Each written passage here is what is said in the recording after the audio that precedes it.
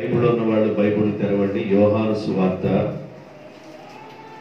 2వ అధ్యాయము 5వ వచనం. యోహాను సువార్త 2వ అధ్యాయము 5వ వచనం. ఆయన తల్లి పరిచారకులను చూసి ఆయన మీతో ఏమి చెప్పుచున్నాడో చేయుడని చెప్పాను. అందరూ చెప్పండి, ఆయన మీతో చెప్పినది చేయుడి. ఈ చదవబడిన వాక్య భాగంలో కానాలో విందు జరుగుతూ ఉంది. ఆ విందు కార్యక్రమంలో ద్రాక్షరసం అయిపోయిన భాగాలు అక్కడ కనబడుతూ ఉన్నాయి. ఇంటి వాళ్ళందరూ షేమ్ గా ఫీల్ అయ్యే టైం వచ్చేసింది. అవమానం అది. ఏమి చేయాలో అర్థం కావట్లేదు. యేసు ప్రభు తల్లి దగ్గరికి వెళ్ళి అడిగితే ఆ తల్లి అంది, యేసయ్య మీకు ఏమి చెబుతాడో అది చెయ్యి, కొరత తీరిపోతుంది. దేవుడు ఏది చెబుతున్నాడో మనం అది చెయ్యాలి. దేవుడు ఎలా చెబుతాడు?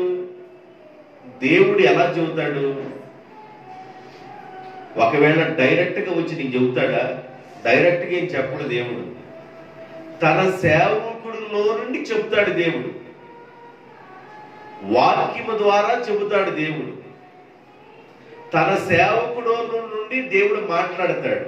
మాట్లాడినప్పుడు దేవుడే నాతో మాట్లాడుతున్నాడని ఎవరైతే దేవుని మాటకు లోబడతారో వారి జీవితాల్లో మేలులు జరుగుతాయి. ఆయన మీతో ఏమి చెబుతున్నాడు అది చెయ్యండి. 365 రోజుల్లో ఉన్న ప్రతి ఆదివారంలోనూ శనివారంలోనూ మధ్యలో జరిగే ప్రార్థనలోనూ దేవుడు మనతో మన క్షేమం కోసం ఏం మాట్లాడుతున్నాడో, ఆధ్యాత్మిక ఎదుగుదల కొరకు దేవుడు ఏం మాట్లాడుతున్నాడో, మనం ఎలా ఉంటే దేవుడు దీవిస్తానంటున్నాడో, మనం ఏమి చేస్తే మేలు పొందుతామని దేవుడు చెబుతున్నాడో అది చేయటానికి ప్రయత్నం చేయండి. అంతే, మీరు చేయవలసింది ఏం లేదు. దేవుడు మనతో ఏం చెప్పాడో అది మీరు చేయండి. దేవుడు మిమ్మల్ని దీవించునుగాక. దేవునికి మహిమ కలుగునుగాక. ఆదికాండము 6వ అధ్యాయము 22వ వచనం. ఆదికాండము 6వ అధ్యాయము 22వ వచనం.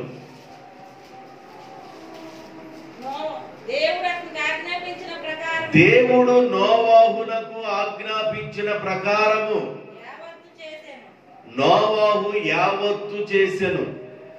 దేవుడు ఏమైతే నోవాహుకు చెప్పాడో చెప్పిన ప్రకారం నోవాహు చేశాడంతే. ఆయన మీతో చెప్పినది చేయండి. భక్తులకు దేవుడు ఎక్కడెక్కడ ఏ రూపంలో చెప్పాడో చెబుతాను ఈ రాత్రి. నోవాహుకు దేవుడు ఏం చెప్పాడు? ఆ చెప్పిన యావత్తు నోవాహు చేశాడు. నోవాహుతో దేవుడు అన్నాడు, ఈ భూమి మీద ప్రజలను చూసినప్పుడు వారి హృదయములు వారి అంతరంగాలు పూర్తిగా చెడిపోయి ఉన్నాయి. కాబట్టి ఈ భూమిని నేను ఏం చేయబోతున్నానంటే జలప్రళయముతో ముంచబోతున్నాను. నోవాహు, నేను ఒక మాట చెబుతున్నాను, అది నువ్వు చేస్తావంటేను నేను తప్పనిసరిగా చేస్తాను ప్రభువా అన్నాడు. ఏం చేయమంటావు దేవా అని అడిగాడు. ఏం చేస్తామంటే ఓడ తయారు చెయ్యి, ప్రజలు ఓడలోకి రావాలి, జంతువులు ఓడలోకి రావాలి, జతలుగా ఓడలోకి రావాలి. 7వ అధ్యాయము 9వ వచనం. ఆదికాండము 7వ అధ్యాయము 9వ వచనం. దేవుడు నోవాహునకు ఆజ్ఞాపించిన ప్రకారము పవిత్రమైన జంతువులలోను అపవిత్రమైన జంతువులలోను పక్షులలోను నేలను ప్రాకు వాటన్నిటిలోను మగది ఆడది జతలుగా వాడలో ఉన్న నోవాహు దగ్గరకు ప్రవేశించెను. దేవుడు నోవాహుతో చెప్పాడు, నోవాహు నువ్వు వాడ తయారు చేయాలన్నాడు. కానీ దేవుడు డబ్బులు ఇవ్వలా. డబ్బులు ఏమి ఇచ్చాడా? వాడ తయారు చేయన్నాడు, దేవుడు డబ్బులు ఇవ్వలా. అయితే ఆ వాడకి కావలసిన మెటీరియల్ దేవుడు సహాయం చేస్తూనే ఉన్నాడు. 3 కుమారులు, 3 కోడళ్ళు, నోవహు భార్య, అందరూ ఒకే మాట మీద ఉన్నారు. ఎక్కడ ఐక్యత అయితే ఉంటుందో అక్కడ మహాబలము. ఐక్యత లేని కుటుంబంలో ఎన్ని కలిసి వస్తున్నా అది దరిద్రంగా ఉండదు కానీ, అది పోగొట్టుకున్నట్లుగా ఉండింది కానీ, మేలు జరగనట్లుగా ఉండింది కానీ, ఆనందం లేనట్లుగా ఉండింది. ఐక్యత కలిగిన కుటుంబంలో ఏ చిన్నది జరిగినా అది మహా సంతోషంగా ఉండింది. అందరూ ఐక్యత కలిగి పని చేస్తా ఉన్నారు. ఇది నా పని, ఇది నా పని, నా పని, నా పని. దేవుడు చెప్పాడు. దేవుడు నోవాహునకు చెప్పినది యావత్తు నోవాహు చేసెను. దేవుడు మనతో ఏమి చెబుతున్నాడో దాన్ని చేయటానికి ప్రయత్నం చేయాలి. నీవు లెగు, శోధంలోనికి ప్రవేశించకుండా ఉండినట్లు ప్రార్థన చెయ్యి. ఎన్నిసార్లు దేవుడు చెబుతున్నాడో నీవు శోధంలోనికి వెళ్లకుండా ఉండినట్లుగా నువ్వు మెళుకుగా ఉండి ప్రార్థన చేయడం ప్రారంభించు. ప్రార్థన పరిస్థితిని మారుస్తుంది. ప్రార్థన ఆశీర్వాదం తెస్తుంది. ప్రార్థన దీవెన తెస్తుంది. ప్రార్థన మేలు చేస్తుంది. కనుక శోధనలోనికి ప్రవేశించకుండా ఉండినట్లుగా మీరు మోకరించి ప్రార్థన చేయండి.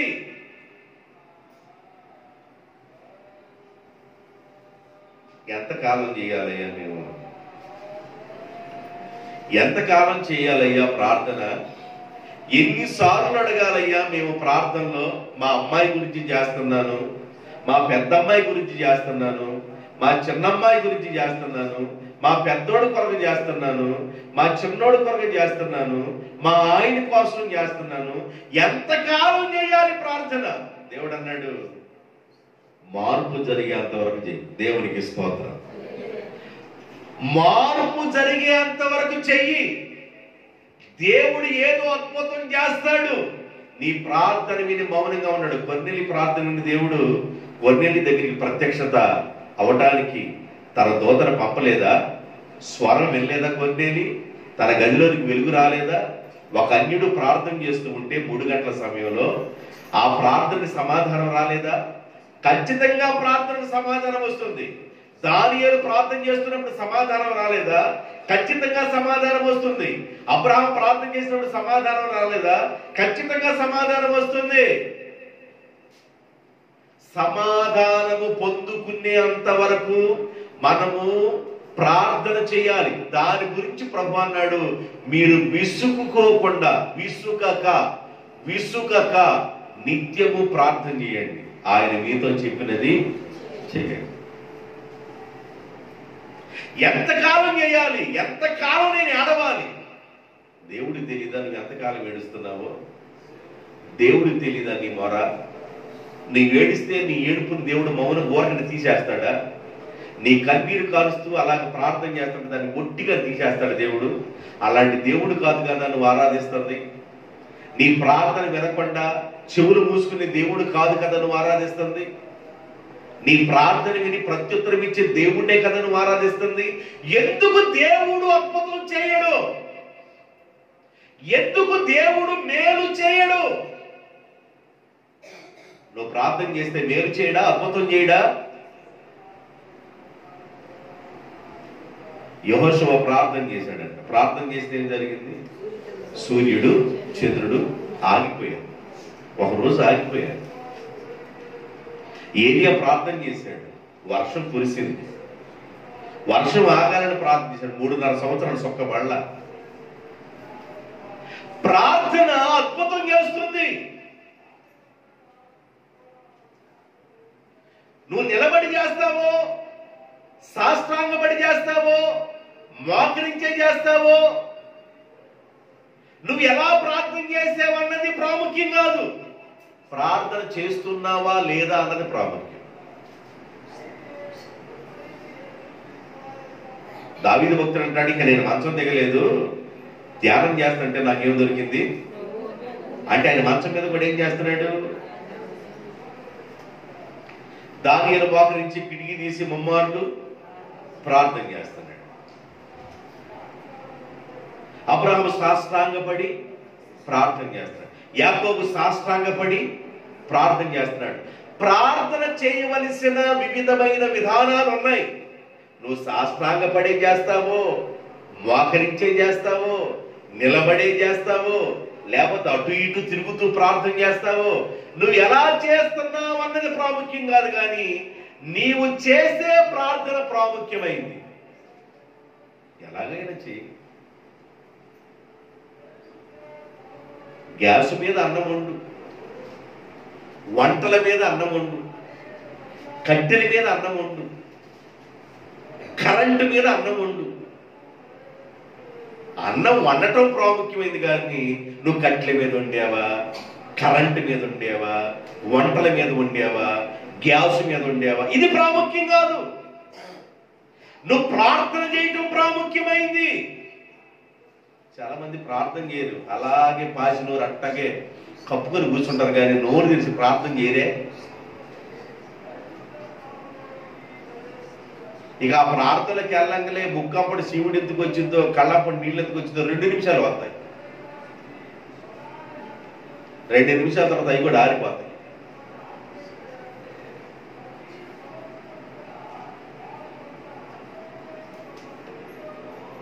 ఆసక్తి కలిగి చేయాలంట ప్రార్థన. దేవునికి స్తోత్రం. ఆయన మీతో చెప్పున్నది, నోవాహుతో దేవుడు ఏమి చెప్పాడో ఆ పని చేశాడు. వాడ కట్టమన్నాడు, వాడ కట్టాడు. సువార్త ప్రకటించమన్నాడు, సువార్త ప్రకటించాడు. వారు విన్నా చెప్పన్నాడు, వినకపోయినా చెప్పన్నాడు, చెప్పాడు. 180 సంవత్సరాలు గడిచిన తరువాత జల ప్రళయం రావటం ప్రారంభమైంది.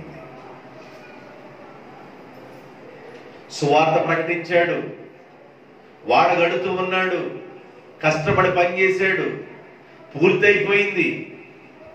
పక్షులకు అర్థమైపోయింది, జంతువులకు అర్థమైపోయింది, జల ప్రళయం రాబోతుందని అర్థమైపోయింది. ఈ మధ్య యూట్యూబ్లో పెడుతున్నారు, ఏదో సముద్రం లోపల భాగంలో ఉంటుందంట ఏదో ఒక చేప, అవి ఒట్టుకు కొట్టుకొస్తున్నాయి అంట, ఏదో సముద్రంలో అల్లకొల్లం జరగబోతుందని చెబుతున్నారు. ఏమి జరుగుతుందో తెలియదు, ఏదైనా జరగవచ్చు. ఏమి జరిగిందో తెలియదు, ఏదైనా జరగవచ్చు. కానీ దేవుడు మనల్ని క్షేమంగా ఉంచుతున్నాడు, అందుకు దేవునికి స్తోత్రం. ఒక తాడెత్తున వచ్చిందనుకోండి, ఉప్పిన తాడెత్తు వచ్చిందనుకోండి, మన ప్రార్థన ముగిసిన గంట తర్వాత వచ్చిందనుకోండి, ఏంటది? ఉప్పిన. ఎంత ఎత్తు? ఈ రాత్రి మాట్లాడుతున్న మాటలే మనం.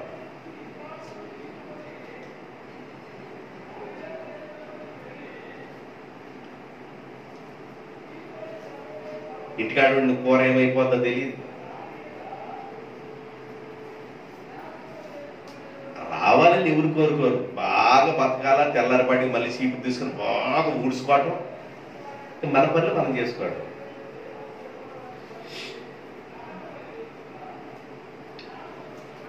యూట్యూబ్లో చెప్తున్నారండి, ఏమి జరుగుతుందో తెలియదు, సముద్రంలో నుంచి వివిధ వింత అయిన చేపలు బయటకు వస్తున్నాయి. ఏదో ఒక చేప ప్రత్యేకంగా అది బయటకు వచ్చినప్పుడు ఏదో కీడు జరుగుతున్న ప్రాంతాలను గమనించి వాళ్ళు ముందుగా చెబుతున్నారు. అది ఏమి జరుగుతుందో తెలియదు.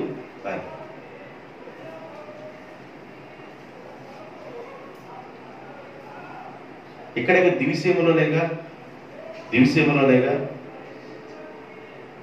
ఏమొచ్చింది? ఉప్పినంటే ఏంది? ఉప్పినంటే ఏంది? సునామీ ఏంది? ఉప్పినేంది? ఉప్పినన్నా సునామీ అన్నా అంటే నీళ్లు పొర్లుకొని రావడమే తాడెత్తున. ఆ కీడు చూడకూడదు, ఆ కీడే చూడకూడదు. భయంకరమైన కీడు రాబోతుందని నోవాహు ప్రకటన చేస్తున్నాడు. ఇంకా జలప్రళయం రాబోతుందని నోవాహు ప్రకటన చేస్తున్నాడు. ఎవ్వరు వినలేదు. ఒక రోజా, ఒక సంవత్సరమా, 2 సంవత్సరాల? 120 సంవత్సరాలు 120 సంవత్సరాలు చెప్పాడు. జనాలు అనుకున్నారు పోయిన సంవత్సరం కూడా అదే ప్రసంగం చేసావు కనుక 3 సంవత్సరాల క్రితం కూడా అదే ప్రసంగం కదా. దేవుడు చెప్పమంది అదే ప్రసంగం, నేను అదే ప్రసంగం చేస్తున్నా. 120 సంవత్సరాలైన అదే ప్రసంగం. జలప్రలయం రాబోతుంది. దేవుడు అదే చెప్పమన్నాడు. ఆయన చెప్పిందే నేను చెబుతున్నా, ఆయన చెప్పిందే నేను చేస్తున్నా.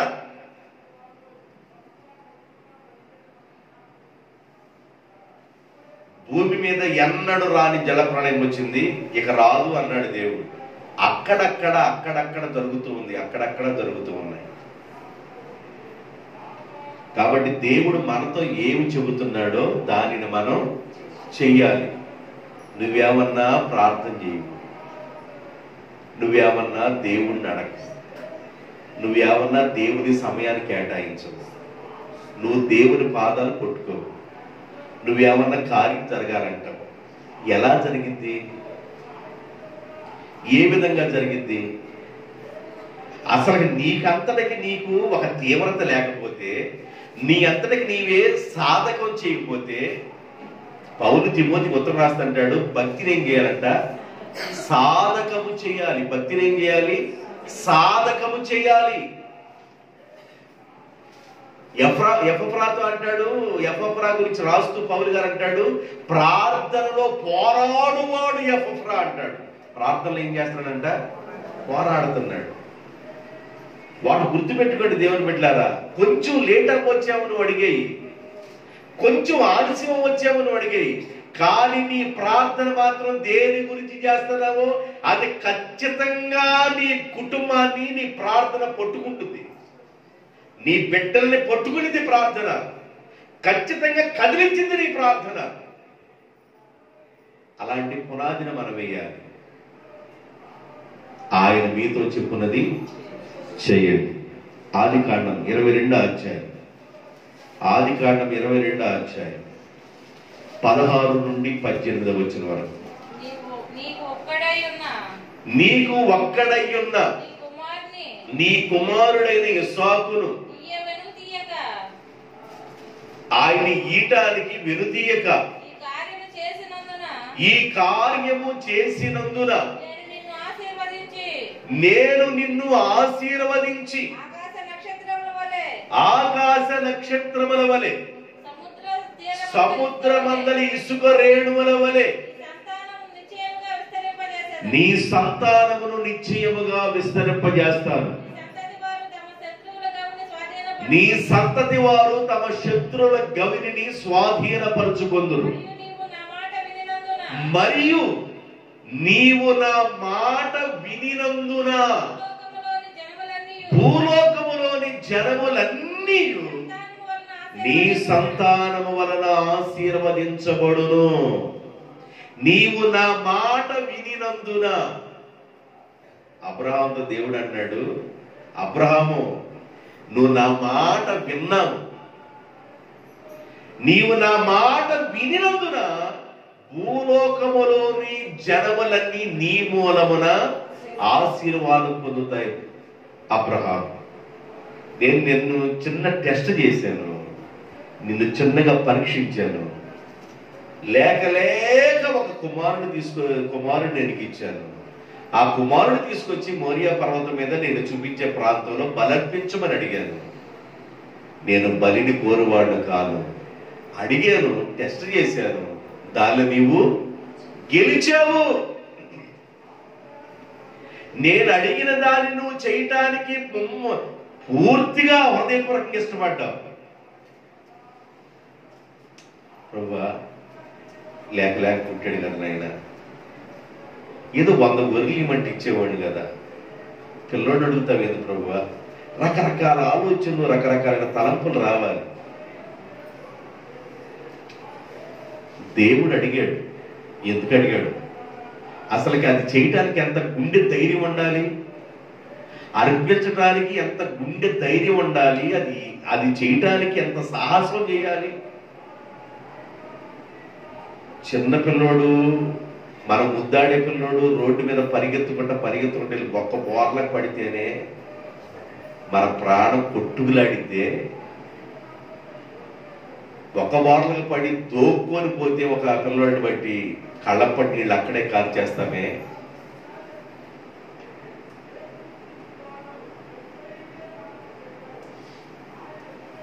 పిల్లోడు ఆడుకుంటూ ఆడుకుంటూ కుర్చీ నుంచి కింద పడి తలకి తగలరాని చోట దెబ్బ తగిలి కళ్ళు తేలేస్తే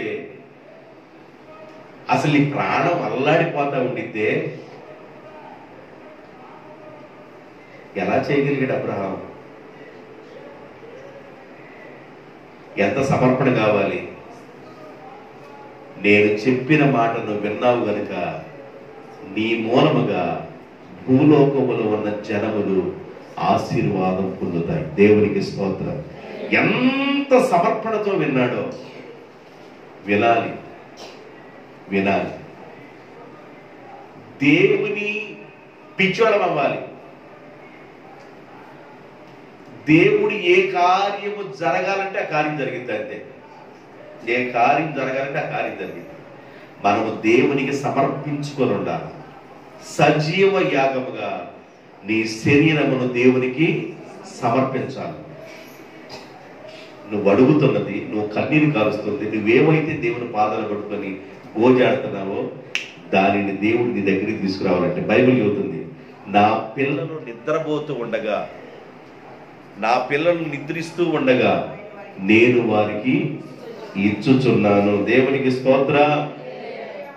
ఆయన పిల్లలు నిద్రపోతుండగా దేవుడు వాడికి ఇచ్చే దేవుడు, దూరంగా ఉండే దేవుడుగా. మనం ఏడ్చి ఏడ్చి ఏడ్చి ఏడ్చి నిద్రపోతే ఆయన మౌనంగా ఉండేవాడు కాదు. ఆయన దర్శించి నీకు ఏది కావాలో అది ఇచ్చే దేవుడు. దేవునికి స్తోత్రం. నిర్గమాకాండము 4వ అధ్యాయం 13, 14, 15, 16, 17, 18 వచనాలు. అందుకు మోషే, అయ్యో ప్రభువా,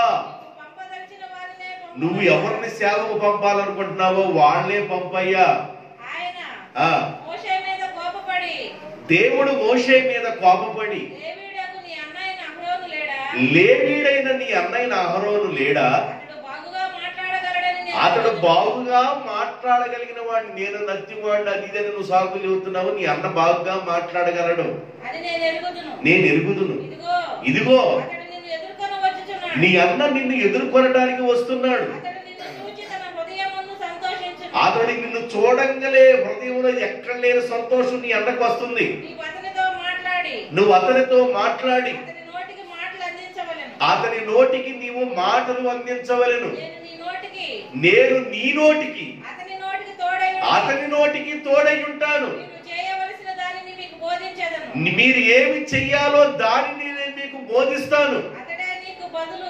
అతడే నీకు బదులు జనులతో మాట్లాడును. అతడే నీ అన్నయ్య అహరోనే నీకు నోరుగా ఉండును. నీవు అతనికి దేవుడుగా ఉందువు. ఈ కర్రను చేతపట్టుకొని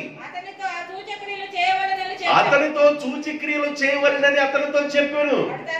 అటు తర్వాత మోషే బయలుదేరి తన మామైన యిత్రో యొద్దకు తిరిగి వెళ్ళి, నీ సెలవైన ఎడల నేను ఐగుప్తి దేశంలో ఉన్న నా స్వజనులు నా బంధువుల యొద్దకు మరలా పోయి వారింకను సజీవులై ఉన్నారేమో చూచెదనని అతనితో చెప్పగా, యిత్రో క్షేమముగా వెళ్ళమని మోషేతో అనెను. ఆయన మీతో చెప్పునది చేయుడి. మోషే లోబడిపోయాడు. సాకులు చెప్పాడు. అంతకుముందు సాకులు చెప్పి లోబడి వాళ్ళ మామ దగ్గరికి వెళ్ళి సెలవడిగి, నా స్వజనుల దగ్గరికి వెళుతున్నాను, నా దేవుడు ఏది చెబుతున్నాడో ఆ మాట వినటానికి లోబడటానికి వెళుతున్నాను, నా ద్వారా నన్ను వాడుకుంటాడని, నా ద్వారా సూచక్రియలు చేస్తానని దేవుడు చెప్పాడు, నేను బయలుదేరి ఐగుప్తు దేశం వెళుతున్నాను. దేవుడు మాట విని వెళ్ళాడు కనుక 10 అద్భుతాలు జరిగినాయి. ఎన్ని అద్భుతాలు జరిగినాయి? 10 అద్భుతాలు. దేవుని మాట చొప్పున మనం వెళ్ళాలి. దేవుని మాట చొప్పున వలవేయాలి. విస్తారమైన ఆశీర్వాదం పొందాలన్న దేవుని మాట చొప్పున ప్రయాణం చేస్తే విస్తారమైన అద్భుతాలు చూస్తాం. ఆయన సెలవిస్తే అద్భుతాలు చూస్తాం. ఆయన సెలవైతే అద్భుతాలు చూస్తాం. ఎండిపోయిన కర్రను దేవుడు వాడుకున్నాడు. మోషే ఏం చూపించాడండి సముద్రంకి వెళ్ళే? ఎండిపోయిందా, మామూలుగా ఉందా? అహరోను చేతికారు ఎలా ఉంది? చిగురించి కాయలు కాసి, పువ్వులు కాసి, కాయలు కాసింది, బాదంకాయలు వచ్చినాయి. అందుకని అహరోను దేవుడు ఏర్పాటు చేసుకున్నాడు. ఆ రోజున అర్థమైపోయింది. ఇప్పుడు మోషే చేతిలో ఉన్న కర్ర ఎండిపోయిన కర్ర. ఎండిపోయిన కర్ర ద్వారా దేవుడు అద్భుతం చేస్తాడు. దేవునికి స్తోత్రం, హల్లెలూయా. ఎండిపోయిన కర్ర ద్వారా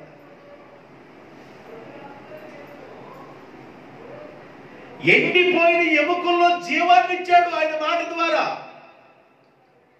అద్భుతం చేస్తాడు దేవుడు. నీ నోరు తెలిసి ప్రవచించు. యాకోబులో ఉన్న ఎముకల్లారా, ఒక ఎముక ఏమన్నా ఆలోయిలో ఉంది, ఒక ఎముక ఏమన్నా ఆ రోడ్డు మీద ఉంది, ఒక ఎముక నేడ ఉంది. యాకోబులో ఉన్న ఎముకలన్నీ సెట్ అవ్వరు కాకంటే అక్కడక్కడ ఉన్నాయి, మొత్తం వచ్చి సెట్ అయిపోయింది. లోయలో ఎన్నో ఎండిపోయిన ఎముకలుంటే ప్రవచించమంటే ప్రవచిస్తూ ఉంటే ఆ ఎముకలన్నీ సెట్ అయిపోతున్న హెస్కేలు గ్రంథంలో మనం చదువుతాం. ఆయన మాట సెలవిస్తే అద్భుతం జరుగుతుంది. కనుక దేవుడు ఏమి చెబుతున్నాడు అని చేయాలి. పాస్టర్ గారి నుంచి ప్రభు ఏం మాట్లాడుతున్నాడు, ఈరోజు నా ఆత్మక్షేమం కోసం ఏం మాట్లాడుతున్నాడు, ఈరోజు దేవుడు నాతో ఏ రూపంలో మాట్లాడుతున్నాడు, మాట్లాడుతుంది నా కొరకే అని ఆ రోజు ఆ వాక్యాన్ని అన్వయించుకొని నువ్వు ప్రార్థన చేసుకోగలిగితే నీ పట్ల దేవుడు మేలు చేస్తాడు. దేవునికి స్తోత్రం, హల్లెలూయా. మత్తయి సువార్త 4వ అధ్యాయము 18 నుండి 22 వచనం వరకు. మత్తయి సువార్త 4వ అధ్యాయము 18 నుండి 22 వరకు. యేసు గలిలయ సముద్ర తీరమున నడుచుచూ ఉండగా పేతురు అనబడిన సీమోను, అతని సహోదరుడైన ఆంద్రేయ అను ఇద్దరు సహోదరులు సముద్రములలో వలవేయుట చూచెను. వారు జాలరులు. ఆయన, నా వెంబడి రండి, నేను మిమ్మల్ని మనుషుల పట్టు జాలలుగా చేతులని వారితో చెప్పాను. వెంటనే వారు తమ వలలను విడిచిపెట్టి ఆయన ఏది చెప్పాడో అది చేయటం ప్రారంభించారు. అంతే, వెంటనే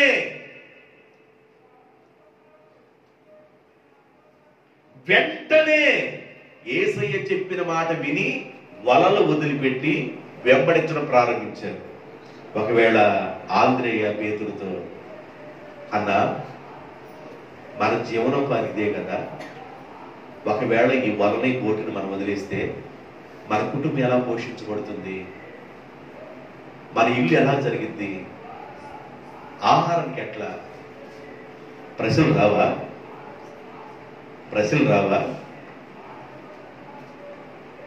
నువ్వు ఉద్యోగం చేస్తున్నావు, మానేసే అన్నావు అనుకోండి, మానేస్తే కుటుంబం ఎలా పోషించబడింది? ఆలోచన రావా? వాళ్ళకి రావా?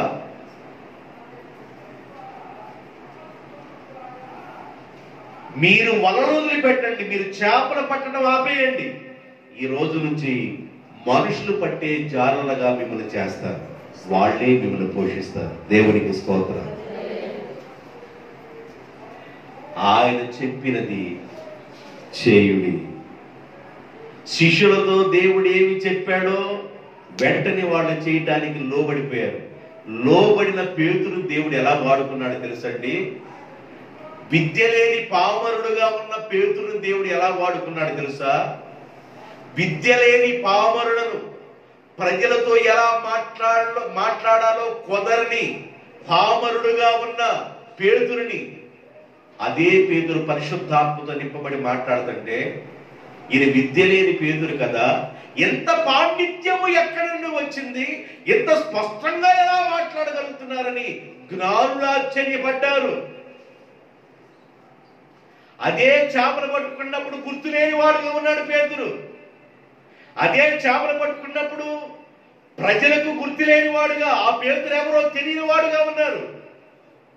యేసయ్య మాట విని యేసయ్యని వెంబడించిన తర్వాత, దేవుని ఆత్మతో నింపబడిన తర్వాత అదే పేతురు నడుస్తుంటే గోడవల్లిలో ఉన్న వాళ్ళు కూడా బరుసుని పాదం తీసుకొచ్చి మంచాలు రోడ్డు మీద పెట్టారు.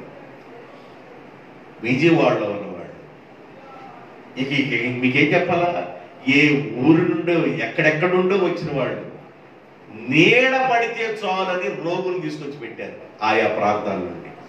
ఆయన నీడ పడితే అద్భుతం జరిగింది. కారణం ఏంటంటే దేవుడు అలాంటి అభిషేకాన్ని ఆయనకి ఇచ్చాడు. గుర్తింపు లేదు. ఒకరోజు పేతురు ఎవరో గుర్తు లేదు. పేతురు చేపలు పట్టుకున్నప్పుడు ఆ ఇంటి పక్కన ఉన్న వాళ్ళకి తప్ప పేతురు గురించి గుర్తింపు ఉంది పేతురికి.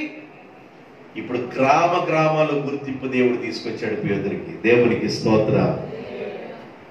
కారణం ఏదో తెలుసండి, దేవుని ఆత్మ అలాంటి బలమైన కార్యాలు చేసింది. మన గుడారాల పండుగ జరుగుతుంటే పడిపోయిన పాక, ఇక్కడ చిన్న పరిచర్య, ఇప్పుడు ఒక యేసన్న గారు గొంతు, ఆ రోజున ఒక గొంతు ఈరోజు లక్షల గొంతులుగా మార్చబడ్డాయని లేమెల్లో మీటింగ్ పెడితే లక్షల మంది తరలి వచ్చారు. కారణం ఏంటంటే ఒక యేసన్న ఆ దినాల్లో గుర్తు లేని వాడుగా ఉన్నాడు. యేసన్న ఎవరో,